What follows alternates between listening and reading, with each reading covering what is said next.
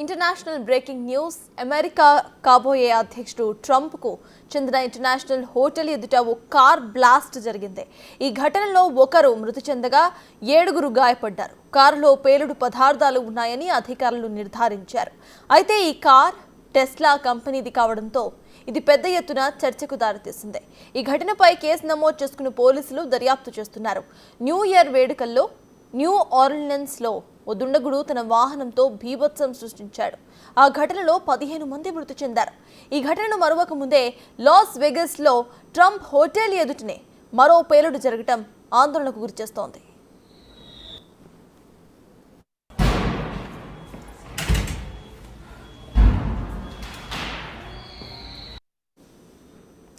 ఈ రెండు ఘటనల మధ్య సంబంధం ఉందని టెస్లా అధినేత ఎలన్ మస్క్ అనుమానం వ్యక్తం చేశారు.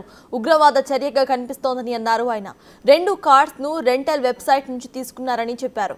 దీంతో అనుమానాలు బలపడుతున్నాయని అన్నారు మస్క్. టెస్లా వాహనం వలన ఈ ప్రమాదం జరగలేదని ఆయన స్ట్రాంగ్ గా వాదించారు. ఇక 2 ఘటనలకు కూడా ఏదైనా సంబంధం ఉందా అనే కోణంలోనూ FBI దర్యాప్తు చేస్తోందని అమెరికా అధ్యక్షుడు జో బైడెన్ తెలిపారు.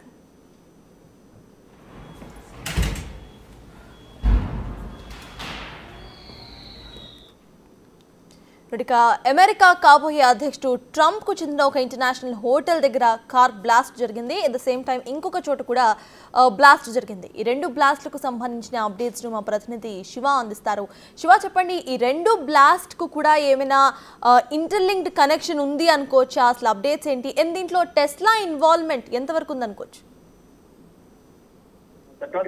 ఏదైతే అమెరికాలో బాంబు బ్లాస్ట్ సంబంధించి ఘటన జరిగిందో ఇది ట్రంప్ హోటల్ ముందు ఒక పేలుడు జరిగింది, మరొక ఘటన జరిగిన నేపథ్యంలో రెండింటికి సంబంధం ఉందనే కోణంలో కూడా ఇన్వెస్టిగేషన్ టీమ్ అయితే దర్యాప్తు కొనసాగిస్తుంది. అంటే కారులో పేలుడు పదార్థాలు ఉన్నాయనేది ప్రధానంగా ఒక నిర్ధారణకు వచ్చారు. మరోవైపు ఇది ఉగ్రవాద చర్యగా ఎలన్ మస్క్ అనుమానిస్తూ ఉన్నారు. ఏదైతే అమెరికాలోని న్యూ ఆర్లియన్స్ లో చోటు చేసుకున్న ఈ ఘటనలో మృతుల సంఖ్య 15కు చేరింది. అంటే న్యూయార్క్ లో కొత్త సంవత్సర వేడుక సందర్భంగా దుండగుడు తన వాహనంతో బీభత్సం సృష్టించారు. ఈ ఘటనలో మృతుల సంఖ్య 15కు చేరింది. మరోవైపు అమెరికాకు కాబోయే అధ్యక్షుడు డొనాల్డ్ ట్రంప్ కు చెందిన ఇంటర్నేషనల్ హోటల్ బయటే ఈ టెస్లా కంపెనీకి చెందిన కారులో పేలుడు సంభవించింది. ఈ ఘటనలో ఒకరు చనిపోయారు, 7గురు తీవ్రంగా గాయపడ్డారు. ఈ కారులో ఉన్న పేలుడు పదార్థాల వల్లనే ఈ ఘటన చోటు చేసుకుంది అనేది ప్రధానంగా ఇటు ఇన్వెస్టిగేషన్ టీమ్ గానీ అక్కడ భద్రతా సిబ్బంది అయితే ఒక నిర్ధారణకు వచ్చారు. అయితే రెండు కార్లు కూడా ఒకే కంపెనీ నుంచి అద్దెకు తీసుకున్న నేపథ్యంలో ఇది మరోవైపు ఇది టెస్లాకు చెందిన బ్రాండ్ కి సంబంధించిన కారు కాబట్టి దీనిపై ఎలన్ మస్క్ కూడా స్పందించారు. అంటే దీనికి ఈ పేలుడుకి కార్లకు ఎటువంటి సంబంధం లేదు, కానీ ఆ కార్లలో పేలుడు పదార్థాలు తీసుకుని వెళ్లారు అనేది ప్రధానంగా ఇటు ఎలన్ మస్క్ అయితే ఆయన వ్యాఖ్యలు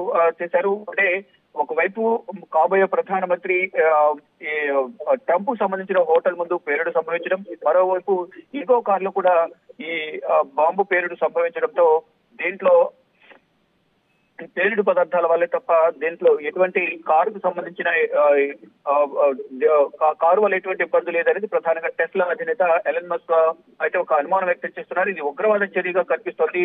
ఈ ఘటనలకు కారణమైన 2 కార్లను కూడా టూర్ రెంటల్ వెబ్సైట్ నుంచి అద్దెకు తీసుకున్నారు. అంటే ఈ 2 ఘటనలకు సంబంధం ఉండొచ్చు అనేది ఎక్స్ లో ఎలన్ మస్క్ అయితే ఒక ట్వీట్ చేశారు. అంటే లాస్ వేగాస్ లో చోటు చేసుకున్న ఈ ఘటనలో పేలుడు పదార్థాల కారణంగా మాత్రమే సంభవించాయి, కానీ టెస్లా వాహనాల వల్ల ఇది జరగలేదు అనేది ఎలన్ మస్క్ స్పష్టం చేశారు.